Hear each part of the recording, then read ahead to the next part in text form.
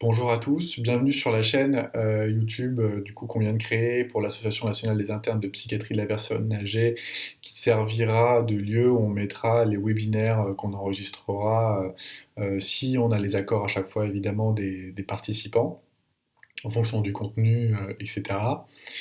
Alors, à savoir que là, c'est les premiers enregistrements qu'on fait, donc l'idée, c'est toujours améliorer le contenu, la forme de ce qu'on pourra faire, en espérant à chaque fois pouvoir améliorer ce format de webinaire, même à réfléchir, pourquoi pas, à différents formats en termes de temps, en termes d'invités, etc., etc. Donc, il y a vraiment un objectif d'amélioration à ces webinaires-là. Donc, on est preneur si vous avez des retours, si vous voulez partager avec nous des conseils, on est largement preneur parce que c'est aussi vous, en fonction de ce que vous avez envie, qu'on s'adaptera pour essayer de faire quelque chose au mieux. Alors, ce webinaire, c'est le docteur Gabriel Robert qui l'a fait, qui est MCUPH à Rennes, qui le faisait ce cours dans le cadre de la formation Hugo, donc Grand Ouest, de la formation de la psychiatrie de la personne âgée. Donc on verrait, il sortait de son HDR, donc il était plutôt fatigué, mais il acceptait quand même de nous faire ce webinaire-là. L'idée de ce webinaire, c'était de le faire sur les aspects dimensionnels des troubles affectifs de la personne âgée. Donc, il va essentiellement nous parler de recherche, puisque finalement, les aspects dimensionnels sont quand même très liés à la recherche actuelle, avec notamment la question des AirDocs, comment les utiliser et quel est l'avenir et quels sont les enjeux des AirDocs et la nécessité d'un jour de se positionner sur finalement les aspects catégoriels, les aspects dimensionnels, les limites également des R2. Donc il nous parle de recherche, il nous parle également avec quelques petits points cliniques finalement nos, quelles sont nos observations cliniques d'aspects dimensionnels qui peuvent favoriser ou non la réponse thérapeutique ou la péjoration du pronostic.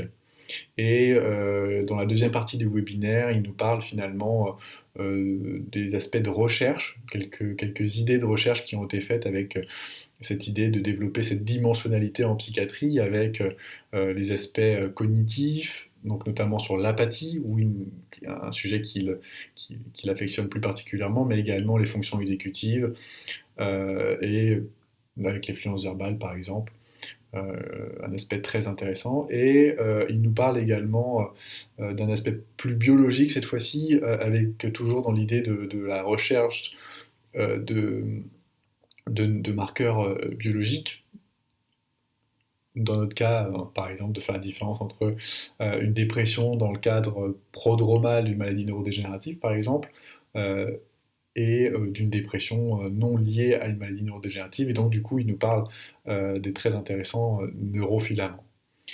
Donc je vous laisse avec la vidéo. N'hésitez pas à nous faire des retours sur le mail de l'association qui sera dans le descriptif ou avec notre Twitter ou même sur YouTube. N'hésitez pas, on essaye d'améliorer le contenu pour vous, pour que ça vous plaise le plus possible, pour qu'on puisse partager aussi.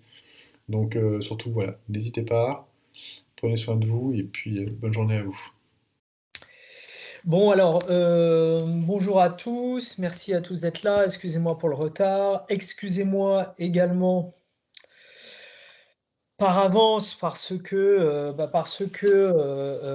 les slides que je vais vous présenter en toute honnêteté, transparence, sont des slides un peu remodelés de différents PowerPoint, notamment du PowerPoint de mon HDR que j'ai passé cet après-midi. Donc, comme je le disais tout à l'heure, je ne sais pas si Thomas était déjà là, mais moi, j'ai un peu la tête comme ça, mais je suis ravi en tout cas de pouvoir communiquer sur ce média. L'idée étant aujourd'hui là de faire une présentation plus ouverte dans le sens où l'idée c'est que vous puissiez également donner vos points de vue. Vous êtes interne en psychiatrie, plus ou moins inscrit en option PPA. La question, c'est pas du tout de vous faire un cours un peu comme ça, descendant solennel, parce que en faisant, si on fait que ça, finalement, en psychiatrie de la personne âgée, on va être limité par la quantité des informations en fait disponibles, que ce soit dans le cadre des guidelines, que ce soit dans le cadre des connaissances en fait clairement établies en termes de stratégie thérapeutique. Le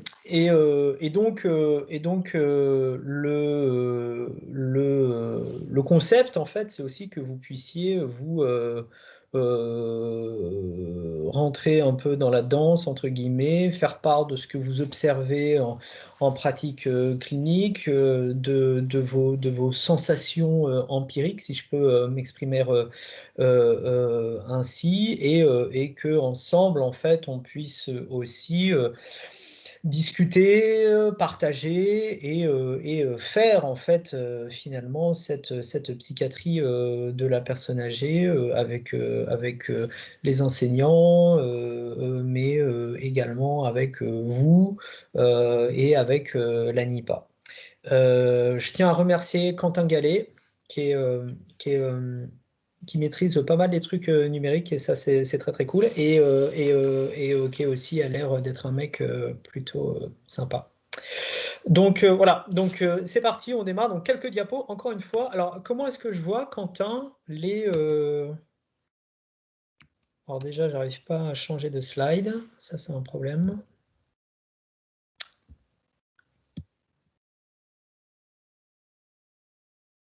Ah, ça y est, d'accord, ok. Tu voulais voir quoi? Ouais, c'est bon, là, ça change, ça change. Ouais, faut cliquer, ok. Je voulais voir comment est-ce qu'on voit si les gens ont des questions, tu vois, qui lèvent la main, tout ça. Je les poserai et j'interviendrai. Et s'il y a des personnes qui veulent intervenir de manière, si toi ça te dérange pas, vous pouvez intervenir en vous débutant et puis en posant la question directement. Ah ben non. Alors attendez, ouais, non, mais donc clairement, c'est pas du tout, gênant que vous interveniez. Au contraire, moi, là, je vous présente en fait les grandes lignes d'une réflexion en fait qui existe dans le domaine de la psychiatrie en général. Et la question, c'est comment est-ce qu'on peut décliner cette réflexion-là en psychiatrie de la personne âgée. Voilà. Donc, c'est pas, ça nécessite, je dirais, votre intervention, parce que sinon, ça va être très, très difficile, très, très chiant pour tout le monde. Voilà, donc on y va. Un plan rapide. Donc d'abord, on va parler un peu des approches dimensionnelles. Donc c'est ça, hein, le concept que je voulais vous présenter, qui, comme tout concept, en fait, va avoir des choses positives et puis des choses négatives. Encore une fois, l'idée, là, c'est d'avoir des échanges, des débats, et puis aussi d'avoir une forme de pensée un peu divergente sur comment nourrir ce concept d'approche dimensionnelle des troubles mentaux. Est-ce que finalement, c'est une bonne chose? Est-ce que ça n'est pas une bonne chose? Est-ce que finalement, on se fourvoie à vouloir comprendre, décortiquer finalement à l'infini les comportements, les cognitions et les émotions normales et pathologiques. Voilà, donc c'est presque en fait une réflexion épistémologique qu'on peut avoir ensemble, je vous propose, et voir s'il y a des éléments de cette épistémologie qu'on peut appliquer dans le cadre de la psychiatrie de la personne âgée ou pas. Et à ce titre-là, en fait, je prendrai un exemple. C'est l'exemple de l'apathie. Pourquoi est-ce que je pense l'exemple de l'apathie? Parce que j'ai un petit peu bossé dessus, mais je suis loin d'être le seul, et je suis loin de détenir, si vous voulez, une forme de compétence ultime, absolue et pleinement délimitée sur cette thématique-là. Et donc, je suis également preneur des retours.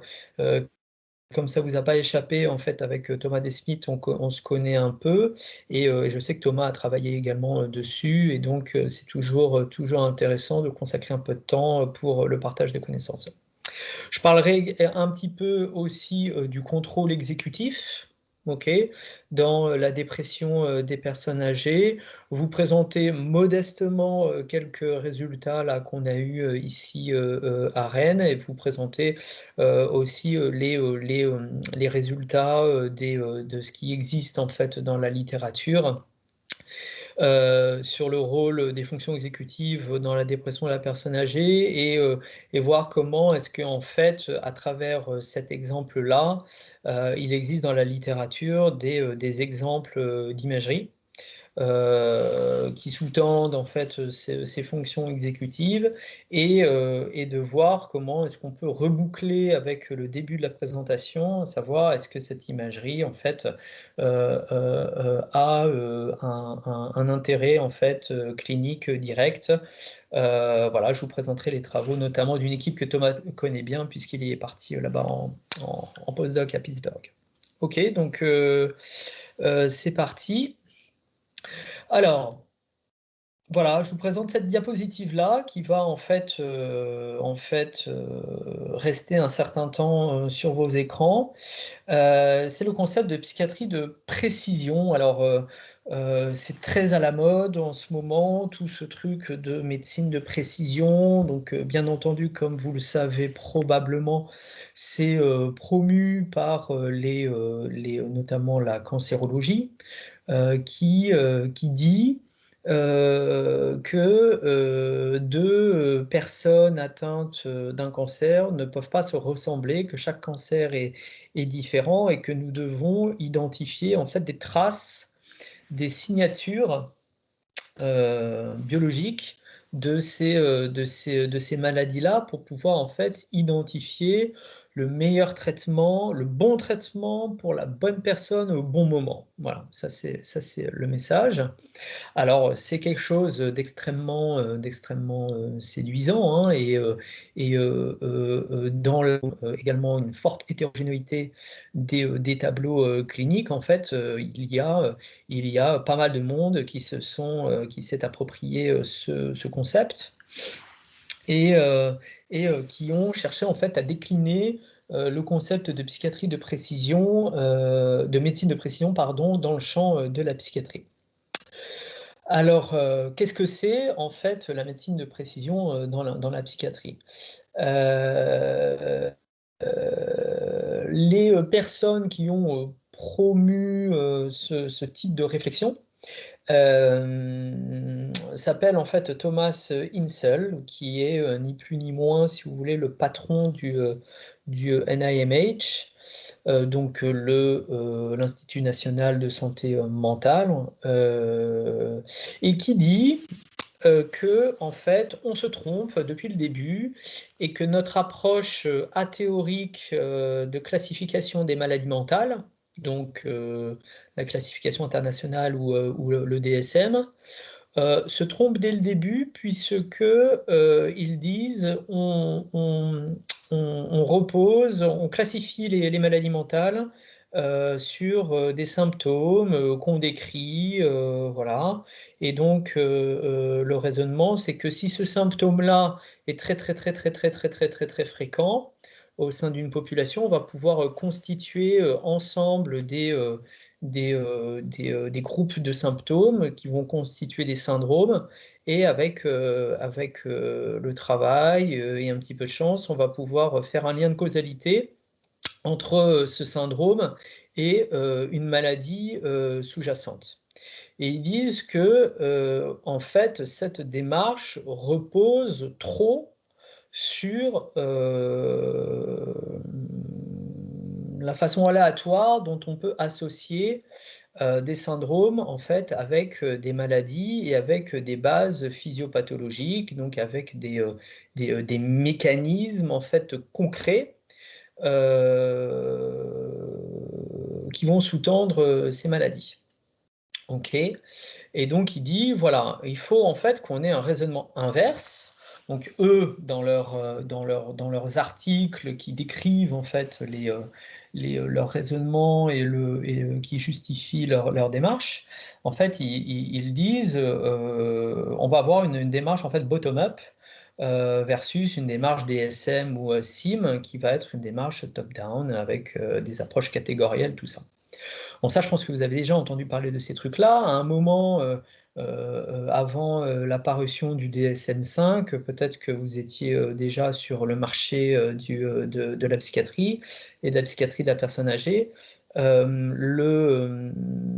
Il y a été question, on a entendu dire, voilà, on avait des bruits de comme quoi il y a à avoir une approche dimensionnelle des maladies mentales dans le DSM-5, et puis finalement, il y a eu une tentative qui est restée finalement assez d'intégrer des approches d'émotionnel dans le DSM-5. Ça concernait plutôt en fait l'axe 2 et le fonctionnement de la personnalité normale et pathologique.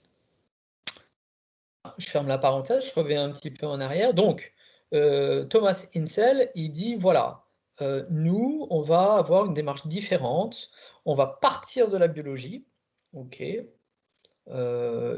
on va dire que la biologie est à l'origine des comportements, des pensées et des émotions normales, et que ces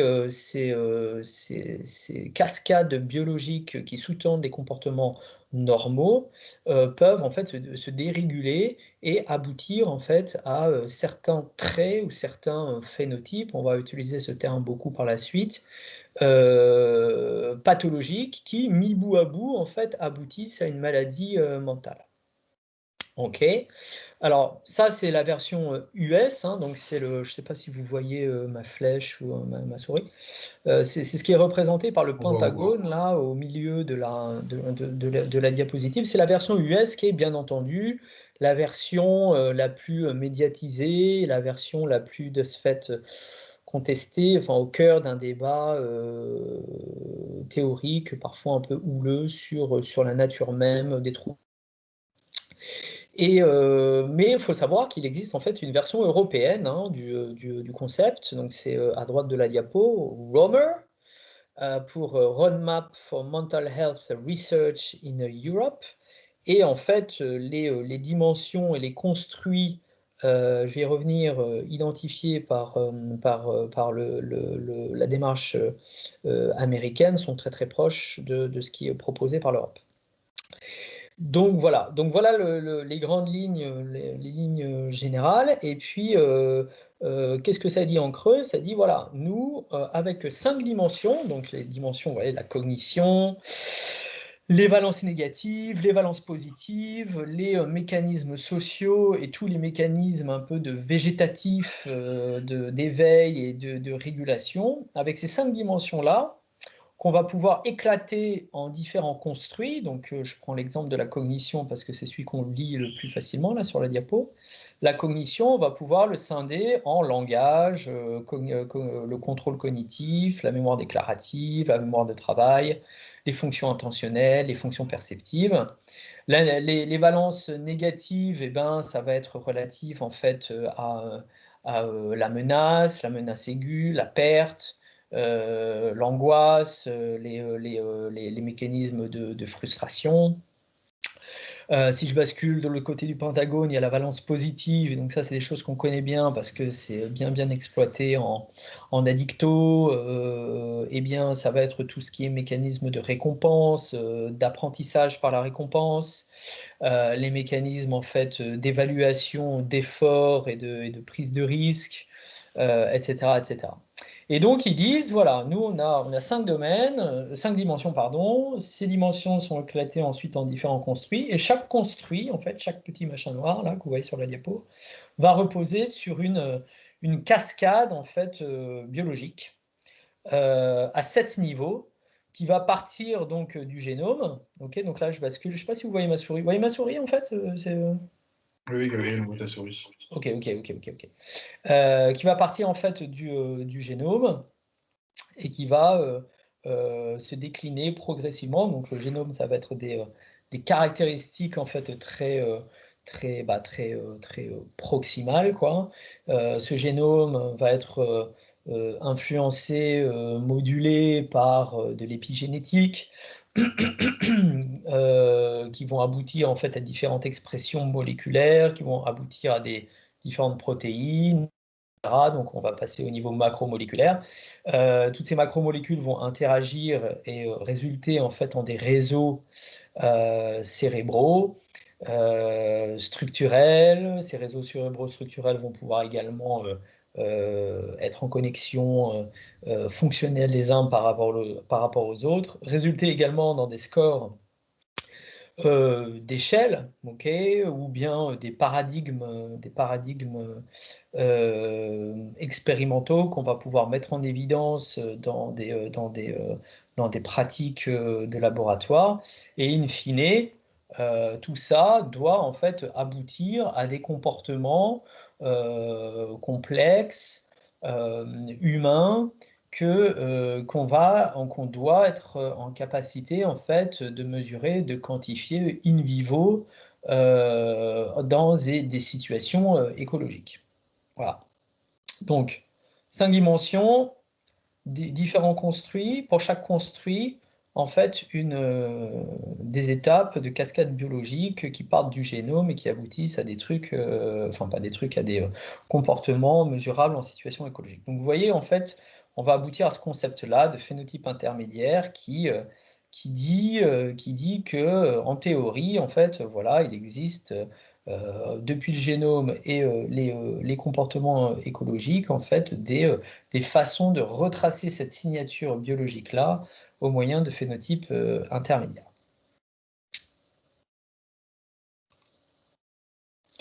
Alors ici, voilà, vous voyez bien en fait tout le débat et ce pourquoi ce phénomène de RDoC qui est assez, qui est pas très bien connu en fait en France, dans les congrès nationaux. On en parle finalement pas énormément, mais ça commence à émerger sur des débats, des interviews, des choses comme ça. Voilà. Ici, moi, je vous dis pas que les RDoC ou le projet Romer, c'est génial, c'est super. Je vous dis pas que c'est absolument la grille de lecture qu'il faut adopter de façon univoque auprès de patients ou même auprès de patients ou auprès de vos collègues quand vous échangez sur des situations cliniques. Ce que je veux vous dire là-dessus, quand je vous dis no politics, c'est que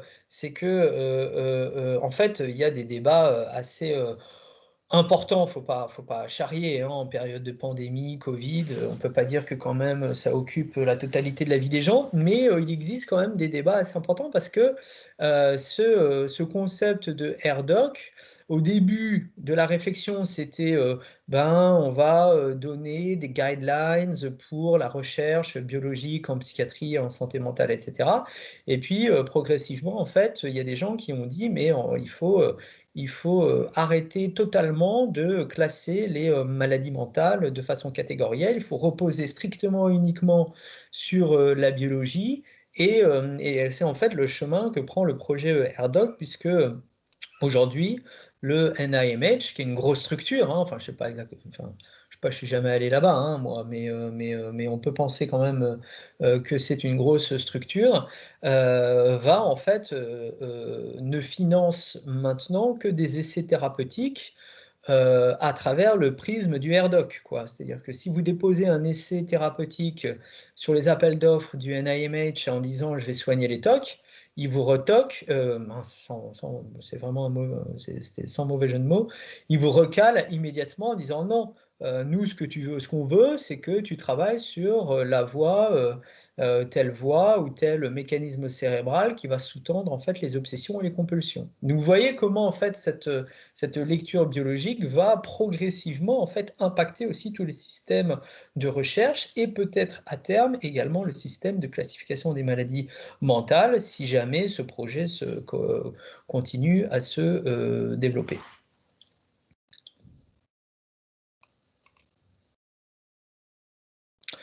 Alors, j'aime bien cette diapositive parce que elle a le mérite un peu, si vous voulez, d'ancrer ce concept un peu de façon pratique.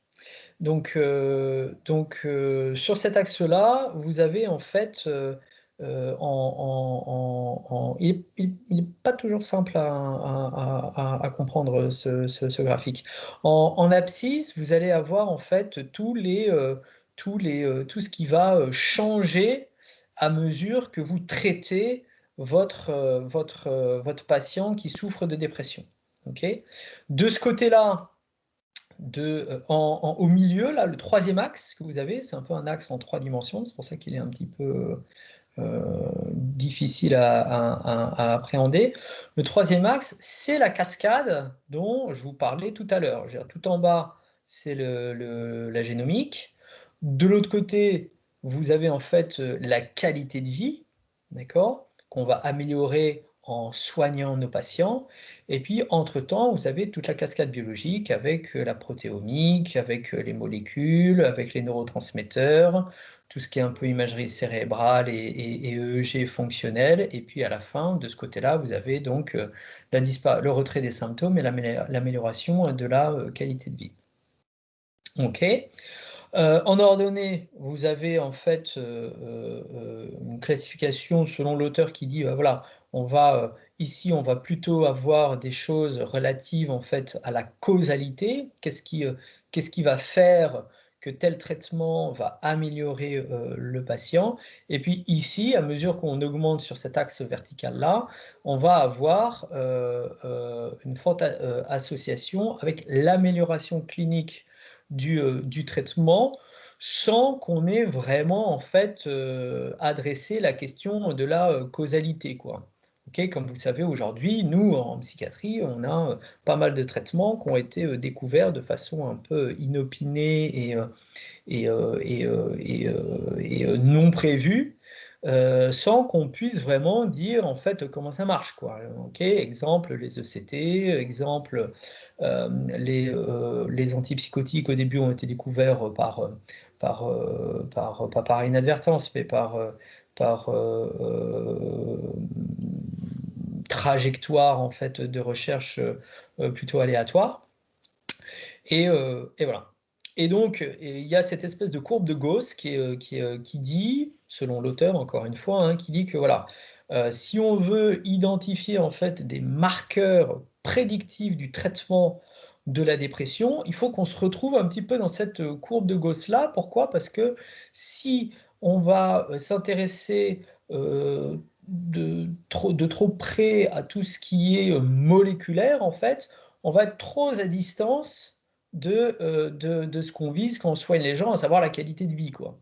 Okay, si on travaille trop sur le génome, la génomique et l'épigénétique, il va y avoir trop d'étapes intermédiaires qui va nous permettre de bien prédire en fait la qualité de vie. Okay, à chaque flèche bleue, ce sont différentes dimensions d'analyse biologique et donc à chaque fois que vous changez de flèche bleue, eh ben, vous introduisez de la variabilité et donc c'est difficile de vraiment de faire un lien de causalité entre le traitement que vous mettez en place et les raisons pour lesquelles en fait vous améliorez votre patient.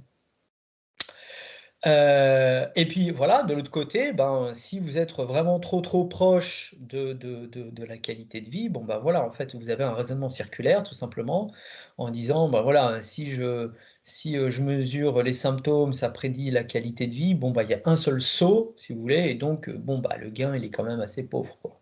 Donc ils disent voilà, le mieux, en gros là, ils disent la vue est belle à mi-hauteur, quoi, et qu'on peut se retrouver par là pour essayer d'avoir des marqueurs prédictifs de l'amélioration symptomatique et de la qualité de vie avec une distance acceptable.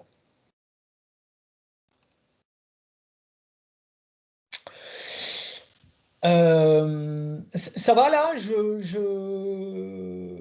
ça va, vous n'êtes pas saoulé là par tout ce que je vous raconte? Oui, non, non, très bien. Est-ce que peut-être qu'il y en a qui ont des questions sur ce que tu as dit un peu en amont? Est-ce qu'il y en a qui veulent poser une question ou pas? A priori, tu n'as pas de question. À la limite, moi, j'en ai peut-être une, Ok.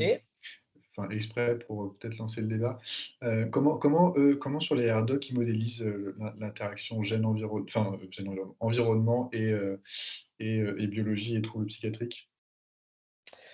Ben, En fait, c'est l'une des grosses critiques aussi du RDoc parce que, effectivement, tout ce qui est environnemental est un peu, si tu veux, un peu mis de côté. Alors, de façon partielle, puisque en fait, tout ce qui est épigénétique, il y a pas mal de papiers aujourd'hui pour dire que en fait, les événements de vie stressants, les psychotraumatismes, tout ce qui peut arriver en fait dans l'enfance ou même à l'âge adulte, va en fait avoir une signature au moyen de l'épigénétique et que finalement, dès lors que tu t'adresses à des niveaux d'analyse qui viennent après l'épigénétique, en fait, tu étudies d'ores et déjà la résultante de ton interaction gène-environnement. Ok, donc, alors ça c'est les puristes du RDoc, quoi, les gars qui se font des shoots de RDoc matin, midi et soir. Voilà, donc ils disent quoi, dès lors que tu analyses par exemple, je ne sais pas moi, n'importe quel récepteur ou n'importe quelle cascade moléculaire ou biologique, ils vont te dire bah oui, en fait, tout l'environnement est absorbé dans l'épigénétique. Donc, si tu as trop je sais pas moi, pour rester dans le cadre des troubles affectifs, je sais pas moi, si tu as une faible transmission sérotoninergique, eh bien, c'est parce que tu as eu une interaction gène-environnement qui fait que ben, tu vas avoir telle activité du récepteur, du transporteur de la sérotonine et que ça va influencer en fait ta transmission sérotoninergique qui de ce fait-là va résulter par une personnalité de névrosisme plus élevée et qui va donc constituer un facteur de risque à déclencher des troubles anxieux constitués ultérieurement. Tu vois? Donc c'est ça un peu leur façon d'intégrer l'environnement dans leur concept. Mais voilà, ça me permet de faire la transition avec la diapositive actuelle. Aujourd'hui, donc ça c'est la matrice en fait du RDoc, hein, donc vous avez là les lignes, ça correspond aux dimensions et aux construits que je vous ai présentés tout à l'heure avec le pentagone. Les colonnes, ce sont les différents niveaux d'études en fait les 7 niveaux de cascade biologique dont je parle jusqu'ici. Et en fait, aujourd'hui, les gens disent le RDoc, c'est une matrice vide. C'est pour ça que je vous présente aussi ce tableau un peu clairsemé, pour utiliser un euphémisme. Et les détracteurs en fait du RDoc disent que c'est un vœu pieux et que peut-être on arrivera, si tu veux, à remplir quelques cases ici ou là, de dire que, ben oui, effectivement, on peut quand même dire que la mémoire de travail, si tu viens au niveau des circuits cérébraux, on peut dire que la mémoire de travail va impliquer un circuit cérébral dont l'un des pivots, l'un des hubs, ce sera le cortex préfrontal dorsolatéral, par exemple, et voilà. Mais que compléter la matrice totale, en fait, relève de l'utopie. Voilà. Et donc, si vous tapez RDoc dans Google, en fait, il y a pas mal d'articles de détracteurs là-dessus. Donc, c'est encore une fois, hein, mon propos n'est pas du tout de vous dire c'est bon les gars, on a trouvé l'os d'or, laissez tomber le DSM, tout se passe par le RDoc et tout doit se résumer par cette matrice. C'est simplement, je pense, de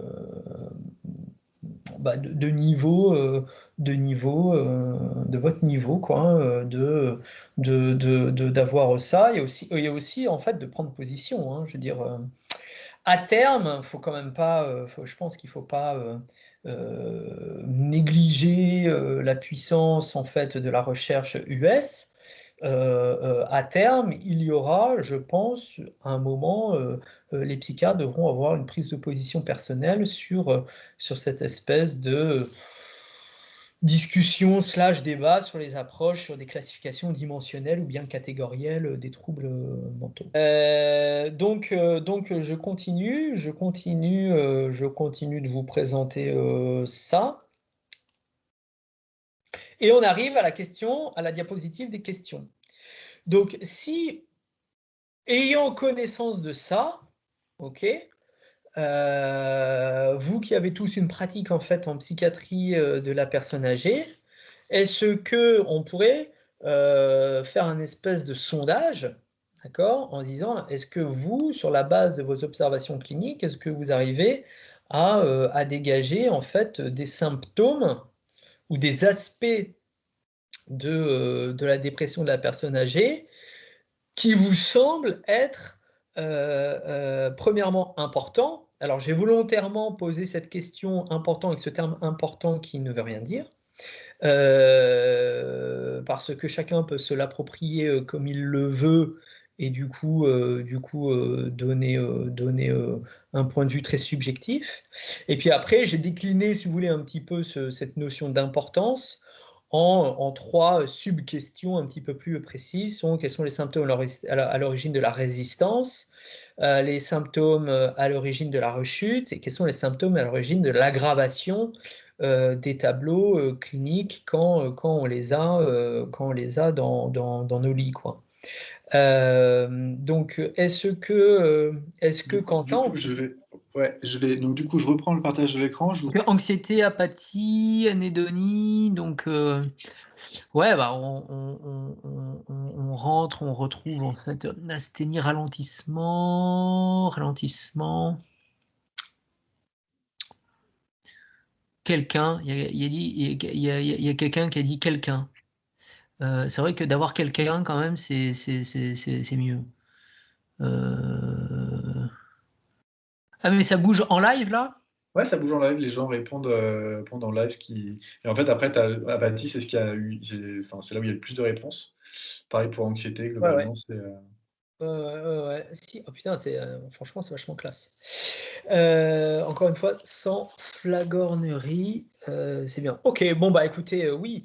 Ouais. Alors bon, j'espère ne pas vous avoir trop biaisé en disant bah oui, l'apathie, je vais vous parler de l'apathie, donc voilà. Mais je pense pas, parce que ça fait quand même partie des trucs assez évidents qu'on rencontre en pratique clinique, donc le biais doit exister, mais ne pas être trop important. Tristesse, repli, ouais, somatique, aussi, fonction instinctuelle, ok. Est-ce qu'on peut, donc ça c'était les plus importants, est-ce qu'on peut, alors passer, attends, l'autre c'était... Tu veux passer à la question suivante? Elle est là, la question suivante, vous pouvez y aller. Quels symptômes sont responsables de la résistance thérapeutique, c'est ça? Ouais. Normalement, là, vous avez la question qui vous est apparue, vous pouvez commencer à répondre. Donc là, ils vont commencer à répondre. Vous pouvez commencer à répondre, ouais, c'est bon, ça fonctionne. Je le remets en nuage, hop.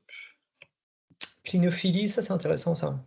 Bon, donc on retrouve l'apathie en bonne position. Troubles cognitifs, troubles dysexécutifs.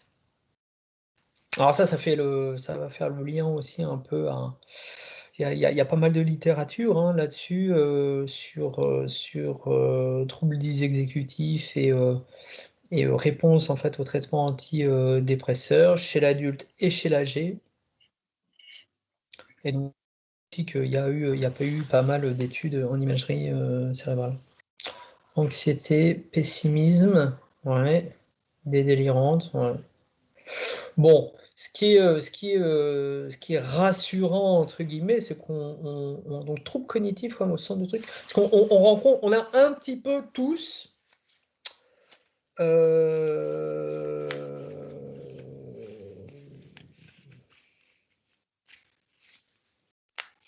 on a un petit peu tous en fait les mêmes sensations, quoi, hein, si je peux m'exprimer ainsi, c'est pas très scientifique. faut pas que Thomas D. Smith m'écoute trop, mais on a un peu les mêmes feelings, quoi, quand on voit nos personnes âgées et qu'on commence à se heurter à la résistance thérapeutique et être en difficulté pour trouver des stratégies, essayer d'améliorer la situation. Dénutrition, alors. Tout à fait, hein, il y a tout un pan en fait somatique de la psychiatrie de la personne âgée qui est central, qui est difficile en fait à quantifier et qui est aussi un peu difficile dont l'interaction avec les symptômes psychiatriques n'est pas évidente en fait à modéliser, hein. Je me permets de dire ça parce que c'est tout à fait les questions qu'on m'a posées cet après-midi et j'étais bien en peine pour pouvoir bien dire comment décortiquer les symptômes psychiatriques, des symptômes physiques dans le cadre des troubles affectifs des personnes âgées. C'est pas évident. Ok. C'est tout l'intérêt de se former à la PPA. Tout l'intérêt de ce PPA. Mais la question là, c'était comment, tu vois, comment intégrer le concept de fragilité plus proche, tu vois, des réflexions gériatriques au concept en fait de vulnérabilité psychiatrique chez la personne vieillissante. Tu vois. Donc bon, c'est hyper important, hein, parce que c'est ce qu'on voit tous les jours, mais c'est pas facile à répondre en fait de façon très précise. Oppositionnisme. Ok. N'hésitez pas à prendre la parole, hein, aussi, hein, sur le. Vous pouvez. Hein. Tu me dis si tu veux passer à la suivante. Ouais, bah écoute, donc là, trouble cognitif. Ok, donc important, apathie et syndrome des exécutives, résistance, trouble cognitif. Donc ça, c'est intéressant, ça va à la suite du topo. Ouais, question suivante. Ah oui, mauvaise observance, bien sûr, j'aurais dû préciser d'une rechute dans le cadre d'un traitement bien suivi, ouais, bien sûr. Caractéristiques psychotiques, ouais. Rigidité. Alors ça aussi, hein, rigidité, c'est pas par exemple, je sais pas qui a écrit rigidité psychiatrique, mais rigidité psychologique, mais tu vois, comment l'intégrer, comment le modéliser, si tu veux, avec une réflexion thérapeutique. Isolement, ouais, complètement, ouais, ok. Donc trouble cognitif aussi, anxiété, ouais, moi je trouve aussi, je suis assez. Moi je trouve que perso, vu que c'est moi qui cause, je continue de causer, hein. Perso, je trouve que l'anxiété, c'est vraiment un aspect très important quand même, plus que chez l'adulte quand même. On voit ces personnes âgées pétrifiées par l'angoisse qui saturent les secrétariats en appelant plusieurs fois par jour pour être bien sûr que le demi-alprazolam 0,25 doit être enlevé. Enfin, je trouve que c'est assez central au quotidien. C'est vrai que c'était on en parlait à un moment avec Thomas de l'anxiété. Enfin, c'est vrai que souvent on parle de l'apathie, on parle de la dépression dans les symptômes un peu prodromaux, aussi bien des maladies psychiatriques que des maladies neurodégénératives. Et c'est vrai que l'anxiété, souvent, elle n'est pas forcément mise en avant, alors que c'est quand même un symptôme qu'on Mm. retrouve très très régulièrement. Et ouais, et complètement, si tu veux, en faisant tu vois, une mini enquête comme ça de webinar, bon, ben, il est au milieu, en gros, en rouge, quoi. Ouais. Ok, bah très bien, merci beaucoup. On va se faire la dernière, si ça vous dérange pas. Ouais, donc ça c'est quand vous avez votre patient dans votre unité, il est dans votre lit, et que vous le voyez s'enfoncer. Qu'est-ce qui, à votre avis, Pas mal. ouais, qu'est-ce qui, à votre avis, va pouvoir en fait prédire cette espèce d'enfoncement? Qu'est-ce qui, en fait, vous, dans votre pratique, va allumer votre warning interne quand vous le voyez, quand vous faites l'entrée, vous dites, lui, va falloir le surveiller de près, mais c'est un peu plus, ouais, c'est un peu plus équilibré, mais c'est ça qui est cool, hein. C'est génial, hein, ton truc, Quentin, hein. Ah, c'est pas moi, hein, c'est Wooklap, hein. C'est vrai que c'est bien fait, Ouais, mais... ouais, ouais, ouais, ouais, ouais, ouais, bah, c'est toi qui l'as trouvé. Alors, récidive, multi-épisodes, anorexie. Anorexie, dénutrition, pour moi, c'est un package. Confusion démence aussi, je fais une espèce de petit package comme ça. Donc là, on voit qu'il y a une prépondérance quand même des aspects aussi somatiques, quoi.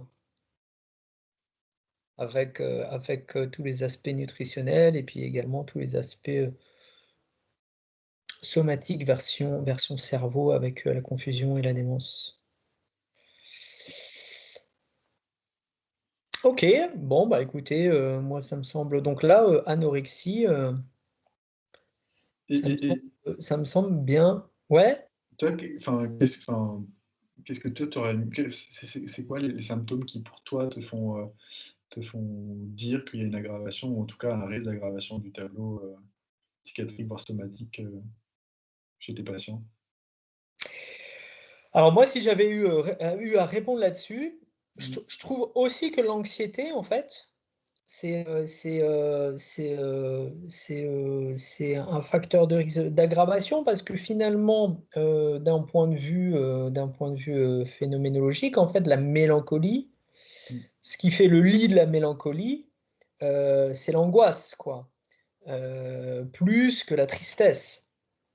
Et donc, ce qui est dit, ce qui était décrit dans les vieux bouquins, c'est qu'en fait, quand tu commences à déprimer, tu vas avoir une timide douloureuse, et en fait, progressivement, cette timide douloureuse va disparaître pour laisser place en fait à une forme d'angoisse qui continue d'évoluer vers après un vide intérieure et après là-dessus viennent se greffer les idées délirantes de Cotard de négation en fait de sa propre existence. Donc moi je trouve que l'aspect anxieux en fait est assez informatif, mais j'ai aucune donnée Mm. de littérature là-dessus, hein, c'est vraiment mon opinion personnelle uniquement, donc ça vaut peanuts. Et aussi je trouve la perplexité. La perplexité qui est pas très éloignée hein, de l'anxiété, pour moi en tout cas, mais d'un point de vue strictement clinique, je trouve que la perplexité, les temps de latence très longs, qui témoignent en fait d'une atteinte dysexécutive, hein, sont quand même des éléments qui me font dire qu'on n'est pas loin en fait, d'un basculement vers la mélancolie, quoi. Et après, une fois que là-dessus, bon bah ouais. Mais c'est vrai, l'anorexie, là, tu vois, ce qui sort en gros en rouge, l'anorexie, c'est très, c'est très, c'est très intelligent de dire ça, parce qu'au début, fatalement, dans la dépression, on va dire, bah oui, il y a plus d'envie, on n'a plus de plaisir à manger, tout ça, mais ça, c'est au début, en fait, de l'anorexie. Quand ton patient s'enfonce et devient complètement mélancolique, en fait, il doit y avoir un autre mécanisme qui se met en place pour justifier la persistance de ton anorexie. Ça, c'est des mécanismes que j'ignore et qui, je pense, doivent être plus précisés quoi, au niveau cérébral, quoi, au niveau central. Après, Mm. probablement qu'il doit y avoir en fait aussi une composante périphérique avec une sensation de satiété qui vient plus rapidement, enfin des trucs comme ça, plus viscéraux. Mais à mon avis, encore une fois, ça vaut pas grand-chose. Je pense qu'il doit y avoir en fait des relais, d'autres relais de facteurs aggravatifs en fait de l'anorexie dans la dépression sévère ou dans la mélancolie profonde. Alors, voilà un peu une forme de réponse. Enfin, moi en tout cas ce que j'ai décidé un peu de développer tout ça, de travailler sur ces dimensions et sur ces phénotypes intermédiaires à l'échelle comportementale et cérébrale dans le cadre de la dépression des personnes âgées, donc l'apathie. Donc sur la base de l'enquête qu'on vient de faire, bah, finalement, c'est cool. Parce que vous aussi, vous trouvez que l'apathie, c'est central dans le tableau des dépressions des personnes âgées. Anxiété, ça retrouve aussi. Et puis, vous avez mentionné un certain nombre de fois également les troubles cognitifs. Donc, fluence verbale et contrôle cognitif, je vous présente simplement rapidement, parce qu'il ne s'agit pas de transformer le webinar PPA en espèce de vitrine. Ce n'est pas du tout le but, mais je vous présente rapidement les quelques résultats qu'on a eus là-dessus. Alors, je vous parle également du digital phenotyping parce que je ne sais pas si vous vous souvenez, enfin, si vous en souvenez, c'était il y a 10 minutes, que, en fait, tout au bout de la cascade et de la chaîne, il est proposé de pouvoir recueillir, en fait, des paramètres en situation écologique. Okay, et donc, ça, c'est une tentative, en fait, de dire voilà, comment est-ce qu'on va pouvoir utiliser tout ce qui est numérique, digital et vachement cool, à la mode, fancy, trendy, tout ce que vous voulez, au sein en fait de ce cadre théorique qui sont les recherches domaine criteria, quoi.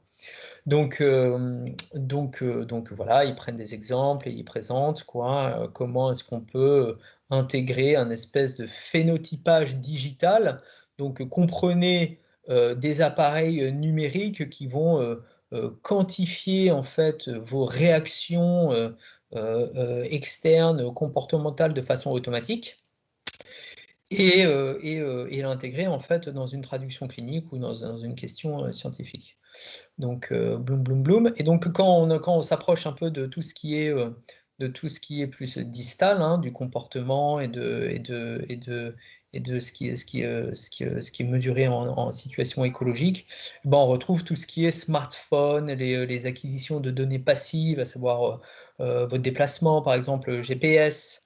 Ça peut être également, on va le voir, il y a des solutions numériques qui sont développées pour analyser automatiquement en fait votre langage et voir comment est-ce que peut-être votre prosodie, donc à savoir la musicalité en fait de votre propos, ou comment est-ce que les mots que vous employez pourraient éventuellement prédire d'une forme de rechute, quoi.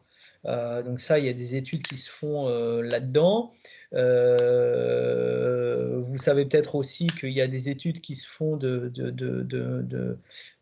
data mining qui se font sur en fait les échanges au niveau des réseaux sociaux et qui disent qu'ils sont peut-être capables de prédire quand la personne va rechuter sur la base du champ lexical qu'il va utiliser quand il interagit sur les réseaux sociaux. Donc il y a des choses qui existent comme ça, des espèces de thématiques de recherche qui émergent à ce sujet-là. Et puis vous avez aussi tout ce qui est appli sur les enquêtes écologiques, donc voilà, vous avez votre appli qui vous dit, qui vous demande de rapporter X fois par semaine votre niveau d'angoisse, votre TIMI, etc., etc. Voilà, donc ça, c'est des trucs qui existent pas mal. Bon.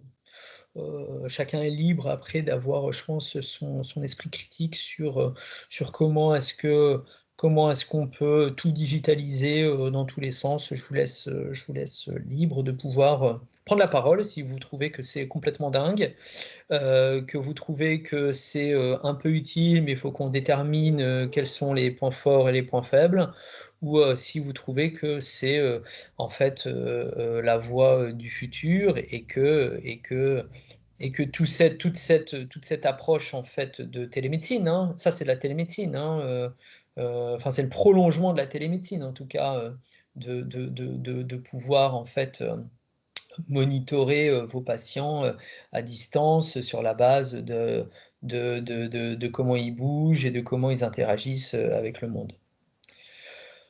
Voilà. Alors, je vous parle un petit peu d'apathie. Encore une fois, je prends tout commentaire d'experts extérieurs. En rien, je me positionne comme le détenteur de l'apathie, même si j'ai bossé un petit peu dessus. Donc, on doit le concept d'apathie d'abord aux stoïciens.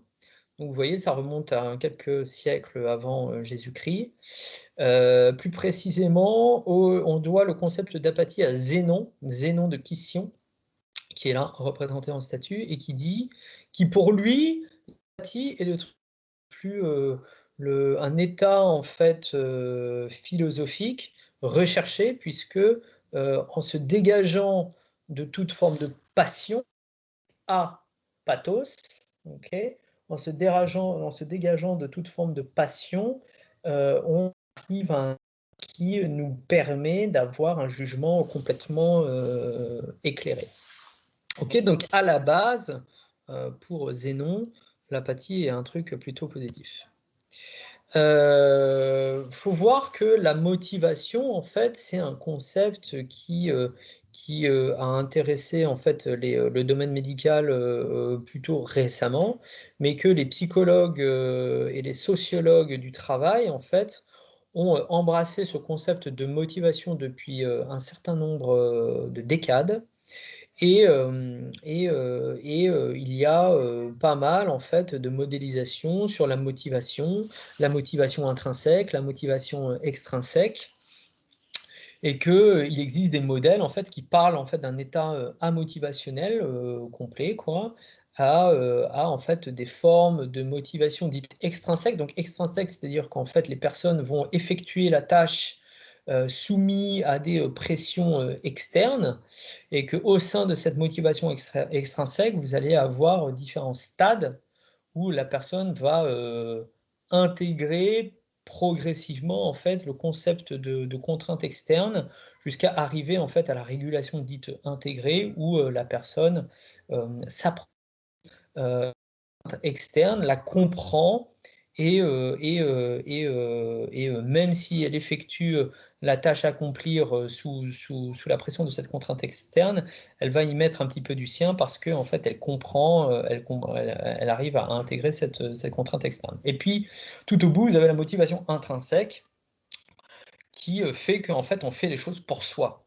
Et voilà. Et donc toute la stratégie, en fait, si vous voulez, de la psychologie et la sociologie du travail, ça va être de comment faire en sorte que les personnes qui travaillent dans une entreprise vont faire siennes les contraintes extérieures, ok, et bien participer en fait à l'entreprise. Donc tout ce concept de motivation, en fait, initialement en psychologie du travail, va sous-tendre les concepts en fait de management et de marketing. Enfin de management plutôt, pas de marketing, je dis n'importe quoi. Et puis côté santé, vous voyez que en fait ce sont les ressources qu'on mobilise lorsqu'on effectue en fait un entretien motivationnel de base. En fait, c'est ça, hein. C'est-à-dire que l'idée, ça va être de faire passer notre patient depuis en fait une contrainte externe en mode eh ben, il faut arrêter de fumer, c'est pas bien, à ce qu'il puisse progressivement, donc je reprends pas les différentes techniques cognitives de l'entretien motivationnel, ça rentre pas ici dans ce cours-là, mais comment faire en fait pour que progressivement il puisse basculer, se faire des petits sauts de puce là, jusqu'à arriver en fait à une motivation intrinsèque pour qu'il puisse finalement arrêter de fumer, parce que lui veut arrêter de fumer, parce qu'il se trouve en meilleure santé, en meilleur état lorsqu'il arrête de fumer. Voilà, un petit détour un peu SHS de la motivation. Et donc, on revient à des considérations plus sanitaires strictes. C'est en fait à la fin du XXe siècle que Marine, un des papes qui va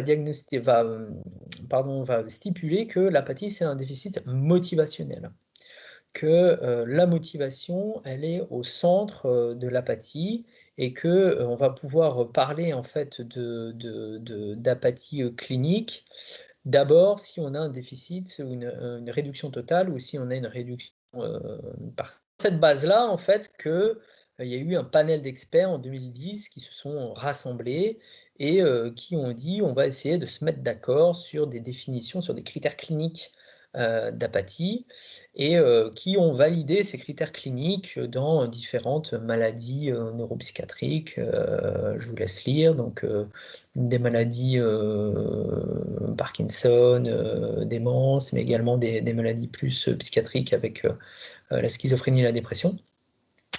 Et les critères, quels sont-ils? Donc, comme je vous disais, hein, c'est de la motivation, un déficit de motivation, et ce déficit de motivation va impacter trois aspects de la vie, avec tout d'abord une réduction des comportements orientés vers un but. Et on peut revenir un petit peu sur cette définition de comportement orienté vers un but, parce que ça veut dire tout et son contraire. La réduction de l'activité cognitive orientée vers un but, et puis également la réduction en fait de toute la part émotionnelle qui va accompagner ces comportements, ces cognitions dirigées vers un but. Donc dans la maladie de Parkinson, l'apathie, en fait, alors le problème avec l'apathie, et ce pourquoi elle arrive en fait très fréquemment en tête de gondole dès qu'on fait des enquêtes comme on vient de le faire, c'est que, un, elle est évidente, elle est centrale dans le tableau, que deux, elle est résistante, hein, on a très très peu de stratégies efficaces en fait pour lever cette apathie, indépendamment de la maladie sous-jacente, que ce soit chez le schizophrène, très apathique, très apragmatique, voilà, ou que ce soit chez les patients avec des troubles cognitifs majeurs, ou bien chez les patients déprimés avec une apathie résiduelle potentiellement annonciateur de rechute, comme certains d'entre vous l'ont dit tout à l'heure. Alors pourquoi est-ce que c'est difficile? Parce que elle va coexister et elle va interagir avec deux autres domaines qui vont être les domaines cognitifs et les domaines affectifs. Ok, donc lorsqu'il y a des troubles cognitifs majeurs et a fortiori des troubles exécutifs, on va avoir de l'apathie. Quand on va avoir des troubles motivationnels et de l'ordre en fait de la sensation d'énergie, on va avoir également de l'apathie. Mais c'est possible en fait aussi d'identifier, et ça a été pas mal exploré dans la maladie de Parkinson, d'identifier en fait des apathies pures. Pures parce que indemnes de troubles cognitifs majeurs, indemnes de dépression caractérisée, et on estime en fait cette prévalence quand même entre 7 et 40% dans le cadre de la maladie de Parkinson, qui vont avoir des répercussions assez sévères sur la qualité de vie du patient, du proche aidant. Là, je ne vous apprends rien, qui va pouvoir ailleurs, on y reviendra, efficace, même s'il y a eu quelques essais d'agonistes dopaminergiques qui ont montré quelques résultats, mais l'essai n'a jamais été transformé sur de larges échantillons. Et puis en 2018, les panels d'experts se réunissent un peu plus tard, il y en a d'autres, il y en a qui sont dedans, il y en a qui sont repartis, et qui disent en fait le concept de motivation est un concept psychologique, ok, et que tout concept psychologique, par définition, est un concept non quantifiable. Et donc ce qui ne peut pas être quantifié de façon fiable et robuste, finalement n'a pas de valeur. Donc ça a été quand même un mouvement plutôt soutenu par les neurologues, hein, pour ne pas les citer, et qui ont fait un petit peu quand même table rase de toutes nos facultés à nous, psychiatres, de pouvoir en fait objectiver des sensations internes et objectiver en fait une vie interne chez quelqu'un qui est en face de nous, quoi. Mais toujours ce changement de paradigme a été adopté, et donc aujourd'hui, dans les critères diagnostiques d'apathie dernière version, en fait, il n'y a plus la motivation au centre du concept, mais simplement une réduction des activités quantifiables, donc des activités motrices, des activités cognitives, okay, dirigées vers des buts, et également réduction en fait des interactions sociales. Donc voilà. Donc l'apathie, en fait, finalement, ce concept de motivation, là aussi, ça peut être un débat, quoi. Je veux dire, est-ce que finalement tout ce qui n'est pas quantifiable n'existe pas? Bon, c'est un point de vue, hein, c'est un point de vue philosophique. Alors oui, effectivement, les chercheurs et les neurologues qui ont un ancrage historique dans la biologie et dans les molécules et dans les caractéristiques cérébrales, etc., pensent ça, puisque c'est en fait sur la base de cette divergence philosophique que la neuropsychiatrie a éclaté en fait en France à la fin des années 60 quand même. Donc c'est pas étonnant que 40 ans plus tard, quand tu reviens sur un concept et que nous, psychiatres, on dise bah oui, c'est un déficit de la motivation, parce que Robert Marine était psychiatre, et que on dit bah en fait c'est possible d'objectiver la motivation sur les propos de nos patients, voilà. Eux disent bah non, en fait non, quand vous parlez à quelqu'un il y a trop de variabilité et finalement vous mesurez un truc flottant, et donc nous on préfère revenir à des choses à des sciences plus dures, quoi.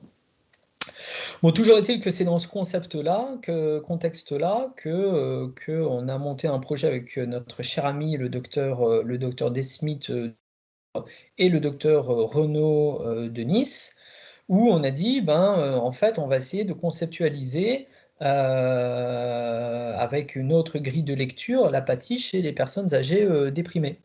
Et on va pour cela utiliser l'actimétrie, puisque dans la littérature, en fait, ça a déjà été prouvé que actimétrie peut être associée à des scores d'échelle classique dans un certain nombre de pathologies, donc la dépression chez l'adulte, les MCI, les phases précoces de maladie d'Alzheimer. Et ça, effectivement, à Nice, ça a beaucoup été étudié, exploré, mais également de la schizophrénie et les AVC. Et tout le contexte, en fait, c'est de se dire, comme ça vous a été présenté par Thomas il y a quelques semaines au premier webinar, tout le contexte, ça a été de dire, bon, ben, en fait, la dépression des personnes âgées, ça pourrait être un état prédémentiel. Or, on sait que l'apathie va favoriser le déclin cognitif dans les maladies neurodégénératives. Or, on sait également que, que la dépression va augmenter va doubler le risque d'apparition vers la démence ultérieure. Donc c'est dans ce contexte-là qu'on s'est dit, et si en fait on recrutait des personnes âgées déprimées, okay, à Rennes-Tournis, et on va leur faire porter l'actimétrie, on va voir si ça va nous permettre en fait de différencier les groupes. Et chose importante également, est-ce que l'actimétrie qu'on va mesurer comme ça va reposer en fait sur des bases cérébrales identifiées. Okay, donc vous voyez bien comment est-ce qu'en fait on reboucle avec le début de la présentation. Okay, donc si on prend la grille de lecture AirDoc, eh bien on va essayer de compléter le bout de la chaîne avec des mesures écologiques acquises in vivo, okay, donc l'actimétrie. Des mecs se baladent avec leur montre. Est-ce que ce qu'on va mesurer là va correspondre en fait à des échelles papier-crayon d'apathie qui reposent sur des concepts de la motivation?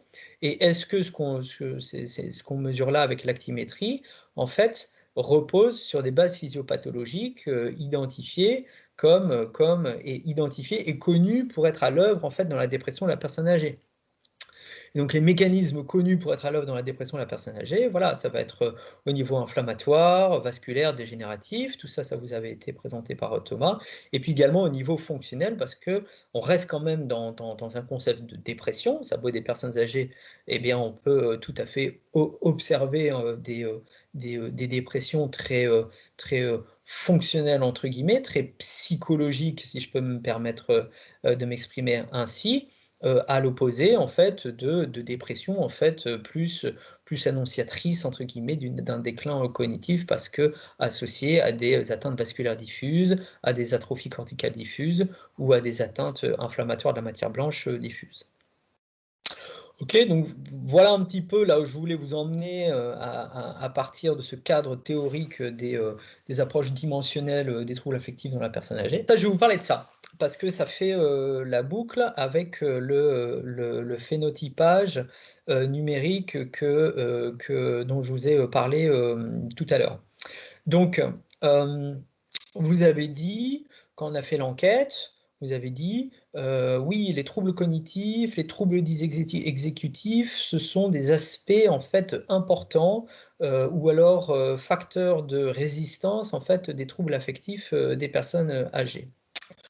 Je vous présente juste rapidement, encore une fois, il ne s'agit pas de faire une vitrine, quelques résultats qu'on a eus, mais je vous présente surtout en fait le concept qui est le plus, qui sous-tend en fait ces résultats, qui est plus intéressant que les résultats en eux-mêmes.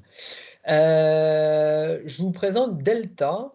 Delta, c'est développé par en fait, c'est une start-up allemande qui développe ce truc-là. Et c'est une énième, si vous voulez, on pourrait se dire que c'est une énième appli sur tablette qui permet en fait de faire des tests cognitifs un peu à bas prix. Voilà, et puis passer à autre chose. Alors, c'est une appli sur tablette, ok, mais pour l'avoir testé et puis pour avoir aussi les retours des neuropsychologues, parce que c'est eux qui l'utilisent le plus, elle est en fait assez pratique parce que elle intègre en fait les ABAC, vous savez, des neuropsychologues, et elle permet en fait de calculer automatiquement le Z-score, en fait, la performance individuelle du patient par rapport aux normes populationnelles, stratifiées sur l'âge et stratifiées sur le niveau socio-éducatif a priori. Okay, donc ça, pour eux, si vous voulez, de façon très pratique au quotidien, pour eux, ça leur fait gagner du temps, mais même pas mal de temps. Okay. Voilà, nous on la teste là chez les personnes âgées, ça marche pas trop bien, pas trop mal. Les personnes âgées même trouvent ça un petit peu plus didactique que les tests neuropsycho avec un peu plus, voilà, un peu relou de Matisse ou des choses comme ça. Et donc ça c'est l'aspect très pratique, mais là où vraiment c'est malin, c'est que en fait, quand on va essayer de travailler sur les fluences verbales, okay. Pourquoi? Parce que quand on fait un test de fluence verbale, normalement, ce que vous recueillez, tout simplement, c'est les scores bruts, quoi, le nombre de mots qui vont être produits par l'individu en fonction du temps et en fonction de la catégorie que vous allez donner de la consigne, quoi. Ok, donc un exemple de catégorie qui est vraiment hyper souvent utilisée, c'est la catégorie en fait animaux dans les fluences verbales sémantiques. Et voilà, et donc les gens dog, cat, etc., etc. En fait, de calculer le score brut ne reflète pas du tout en fait la stratégie cognitive qui est en place quand les gens performent la tâche. Okay, quand quelqu'un fait une tâche de fluence verbale, et ça les neuropsychos vous le disent de façon très claire, en fait, les gens vont utiliser des clusters de mots sémantiques qui sont très proches, okay, et ils vont épuiser un cluster, puis ensuite changer de cluster, épuiser ce cluster, rechanger de cluster, les mots. D'accord? Donc l'exemple canonique, c'est quand on veut donner le nombre de mots d'animaux. Ok, donnez-moi un maximum d'animaux. Les gens commencent par les animaux domestiques, toujours. Chien, chat, machin, machin, machin. Après, ensuite, ils passent sur les animaux de la ferme, poules, canards, etc. Et ensuite, ils passent sur les animaux de la savane. Et si vous avez quelqu'un de très performant, après, il va passer dans un autre cluster. Donc, animaux domestiques, ferme, savane, en fait, c'est les 3 clusters d'animaux qui sont systématiquement explorés par plein de monde. Après, la taille du cluster va pouvoir varier. Ok, voilà.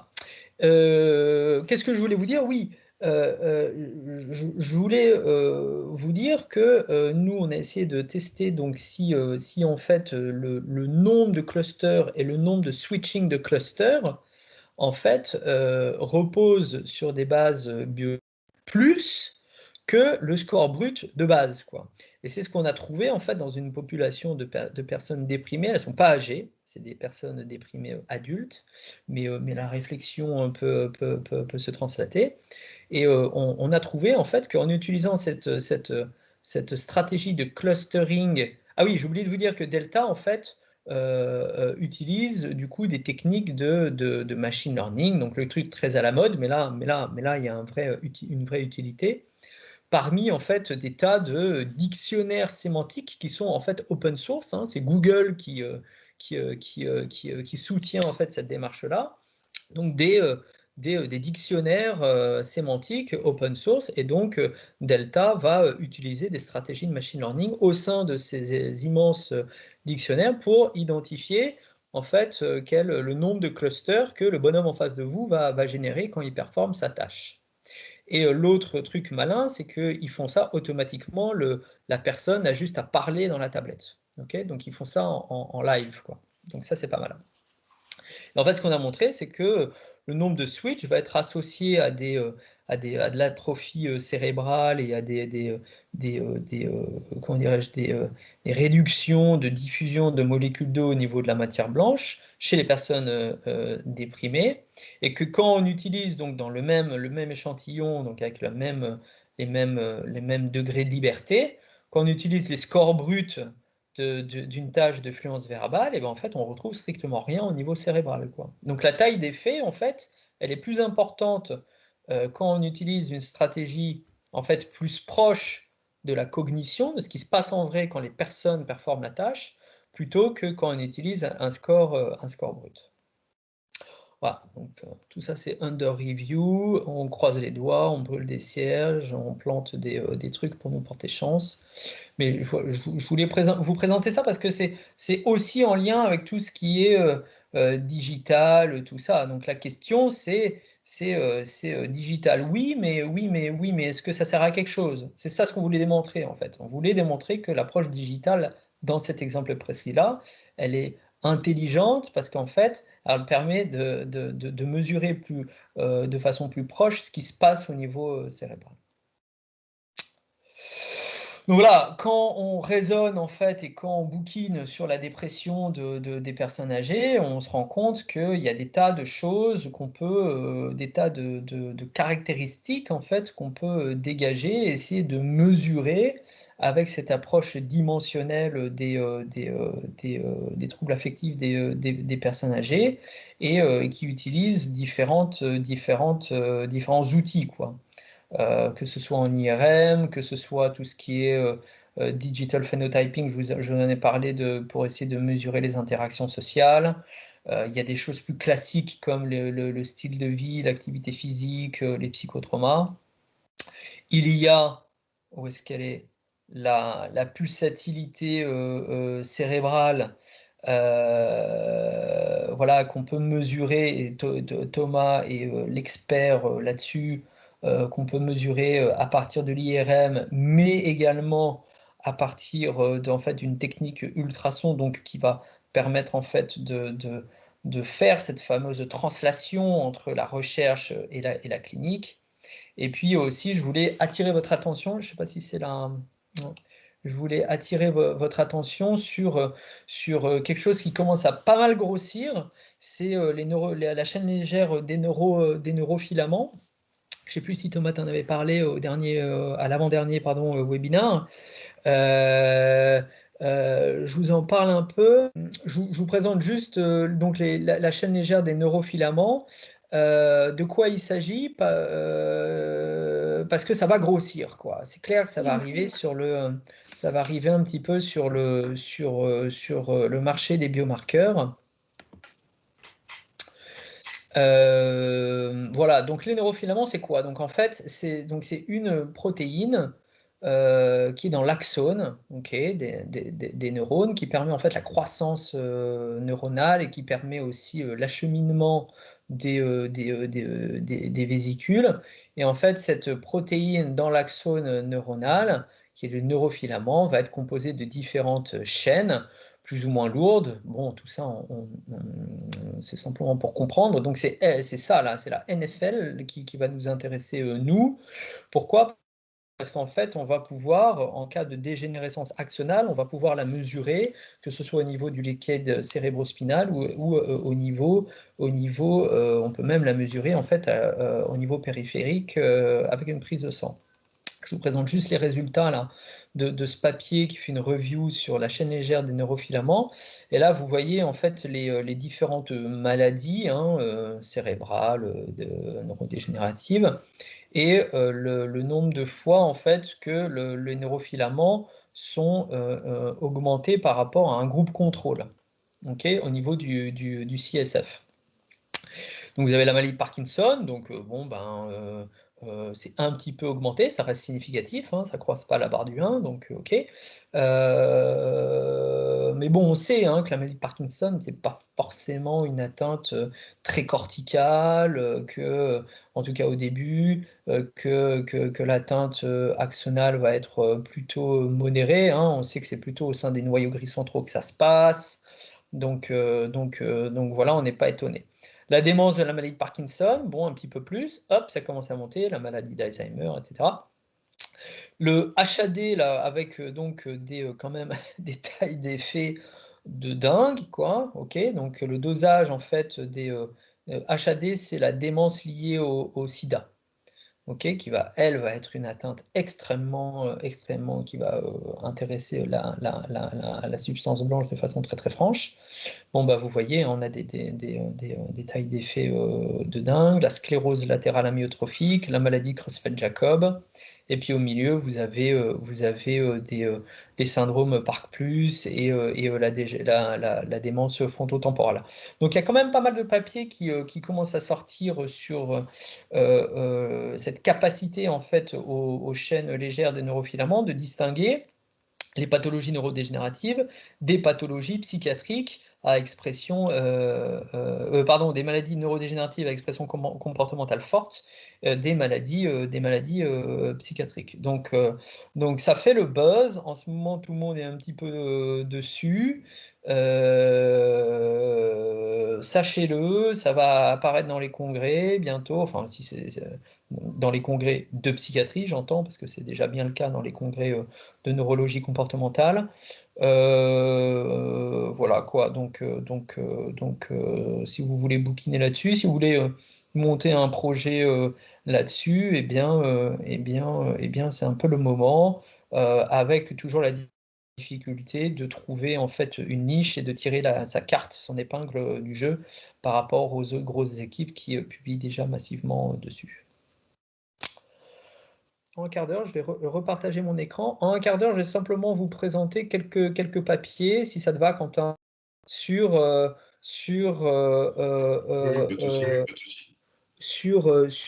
les fonctions exécutives et comment est-ce que c'est aujourd'hui intégré dans la recherche et comment est-ce que ça s'inscrit en fait dans ce cadre théorique qui est RDoC. Donc, je crois que te couper. Je crois que Louise a une question, si tu... Ouais. Oui, tout à fait. Salut. Salut Gabriel. Je me demandais par rapport aux neurofilaments, est-ce qu'on en avait cherché justement dans les troubles psy tels que la schizophrénie par exemple, où il y a quand même une atteinte cognitive avec le temps aussi, ou pas encore justement? Alors, quand tu parles d'atteinte cognitive avec le temps, c'est une dégénérescence en fait. Alors, ouais. Alors, tu dis quoi? Avec une atrophie corticale aussi, avec l'évolution de la maladie, si je ne me trompe pas. Alors, je sais pas s'il y a eu des études sur les schizophrénies vieillissantes avec la chaîne légère des neurofilaments, mais je sais pas si ce serait vraiment la bonne piste, parce que en tout cas de ce qui est décrit dans la littérature, en fait l'atrophie corticale et l'atrophie corticale dans la schizophrénie en fait apparaît plutôt en fait au début de la maladie. Ok. Donc en fait les troubles cognitifs et l'atrophie corticale apparaît en fait plus au début de la maladie. Maintenant, aujourd'hui, maintenant que tu le dis, effectivement, il y a quand même toute une réflexion sur les approches inflammatoires de la schizophrénie qui pourrait augmenter avec le temps et effectivement, maintenant que tu le dis, à mesure que je m'exprime, je me rends compte que ça pourrait être une piste. Alors, je crois, je ne sais pas si Thomas est toujours là, mais je crois qu'il y avait des collègues de Tours qui étaient intéressés pour travailler là-dessus sur hallucinations, idées délirantes et neurofilaments des chaînes légères. Donc, en tout cas, ce serait une bonne piste pour la schizophrénie d'apparition tardive. Ça, c'est clair. Ouais, en effet, mais plutôt classiquement, on n'a pas de changement des neurofilaments dans les maladies psychiatriques de façon assez générale. Donc c'est une bonne piste en effet pour distinguer plutôt les maladies neurodégénératives des pathologies psychiatriques, même vieillissantes. Mais c'est assez clair sur les troubles de l'humeur. Je crois que ça l'est moins sur les troubles délirants ou les troubles psychotiques. Donc en effet, une piste à creuser. Sur laquelle on est en train de réfléchir, en effet. Je ne sais pas bien pourquoi on ne va pas le plus loin pour l'instant, mais c'est un projet que j'espère on arrivera à mener à bien avec nos amis rennais, par exemple. Par exemple. To be continued. To be continued, exactement. Je ne sais pas si tu l'as dit ou peut-être que j'ai pas du tout entendu, je sais pas. Ça vient d'où? On sait d'où est-ce que ça vient ou pas? Est-ce que c'est la mort neuronale qui entraîne ça ou est-ce que on a d'autres pistes? Alors, c'est l'atteinte en fait axonale. Donc, c'est pas obligatoirement, si tu veux, la mort neuronale. Je prends pour exemple en fait la démence du sida. Si mes connaissances ne me font pas défaut, en fait, c'est une atteinte de la matière blanche pure, quoi. Donc, je suis pas, je ne pense pas, Thomas, tu vas peut-être me corriger. Je ne pense pas que ce soit en fait associé à la mort neuronale, mais plus en fait à une atteinte de l'axone. C'est toujours un plaisir que de te corriger, mais là je le ferai pas sur ce coup-là. Ouais, c'est vrai que, Mais tu le fais pas par politesse ou tu le fais pas parce que je dis pas trop de conneries? Non, en fait, j'en sais rien. Il faudrait demander à nos amis du CM2R qui connaissent mieux que moi. Je connais pas bien la filiopathe, en effet. J'ai encore 3 slides pour les plus motivés qui parlent de ça. Donc, comme je vous le disais, à Pittsburgh, il y a Comme je vous disais, à Pittsburgh, il y a en fait des recherches assez avancées en fait sur les fonctions exécutives, leur lien en fait avec la réponse thérapeutique et sur les bases physiopathologiques en fait des fonctions exécutives chez les personnes âgées déprimées. Je vous présente juste des résultats pas dingues, mais quand même, je pense, un peu à connaître parce qu'ils sont récents. Et puis surtout que la taille d'échantillon est assez importante. Donc, ils ont utilisé en fait du resting state d'IRM, à savoir donc pour identifier de la connectivité fonctionnelle entre les différentes zones cérébrales, mais au repos. OK. Ce qui permet en fait, le fait que ce soit au repos, c'est pas mal parce que ça permet de s'affranchir de ce qu'on met dans une tâche quand on fait de l'IRM fonctionnel avec tâche, quoi. Pendant beaucoup d'années, les gens ont fait des IRM fonctionnels avec tâche et ça a donné lieu à beaucoup de publications. Puis au bout d'un moment, les gens se sont dit c'est pas mal, mais le problème quand même, c'est que tout le monde développe sa propre tâche dans son coin. Donc on a du mal à avancer, si vous voulez, en termes de conséquences, en termes de connaissances, et on a du mal en fait à dériver des choses solides. Donc ce qui serait bien, c'est que vous arrêtiez de faire des tâches et qu'on fasse en fait de l'imagerie fonctionnelle de repos. Et il s'est avéré que ça marche pas mal, puisque de façon assez robuste, on peut dériver en fait des circuits de connexion entre les différentes zones cérébrales. Il y a 4 grands circuits. Le premier circuit, c'est le réseau de la salience, ok? Donc ça va être le réseau qui va s'activer dès qu'on va avoir en fait un stimulus dans notre environnement qui va attirer notre attention. Okay, il y a le réseau par défaut qui est aussi ultra connu, en tout cas pour nous en psychiatrie, c'est le réseau en fait qui se met en marche quand on fait rien. Okay, donc quand le cerveau est au repos, et ben, ce sont ces structures cérébrales-là qui vont se parler beaucoup. Et en fait, il est particulièrement actif quand les personnes ont des réflexions, dirais-je, en fait, centrées sur soi. Donc sur tout ce qui est rumination, anxiété, en fait, le mode par réseau de repos, le réseau le réseau de défaut, en fait, va être hyper activé. C'est pour ça qu'on retrouve beaucoup de littérature comme ça dans nos thématiques à nous. Le troisième réseau, c'est le réseau du contrôle exécutif, et c'est celui-là qui a été utilisé dans cet article, et ça va être le réseau qui va être impliqué dans tout ce qui est manipulation d'informations, enfin de type exécutif, rien d'extraordinaire. Et en fait, j'en ai dit 4, mais en fait, c'est parce qu'en fonction de la littérature, il y en a qui séparent le réseau central exécutif en 2 sous-réseaux, mais voilà, pas besoin d'aller plus loin dans les détails. Et donc, qu'est-ce qu'ils disent en fait dans cette étude? C'est que le réseau du fonctionnement exécutif va en fait être associé à différentes fonctions exécutives dans cet échantillon de patients déprimés. Je change de diapositive. Voilà, et ça, ce sera mes 2 dernières diapositives. Pouf. Dans l'équipe du coup de Pittsburgh, ils ont mis sur pied en fait une étude observationnelle, hein, c'est pas une étude randomisée contre placebo, mais c'est une étude observationnelle standardisée, quoi. C'est-à-dire qu'ils ont recueilli pas mal de patients âgés déprimés, ils ont dit on va donner un traitement et un seul, okay, pendant 12 semaines, et on va en fait effectuer des imageries de façon répétée. Donc il y a avant le traitement médicamenteux, ils vont mettre en place une stratégie de placebo en fait pour pouvoir avoir des IRM indemnes d'autres traitements psychotropes, donc pour se dégager de ce facteur confondant-là, et ils vont répéter en fait les IRM. Et ça c'est un papier qui a été publié là très récemment, l'année dernière, si mes souvenirs sont bons.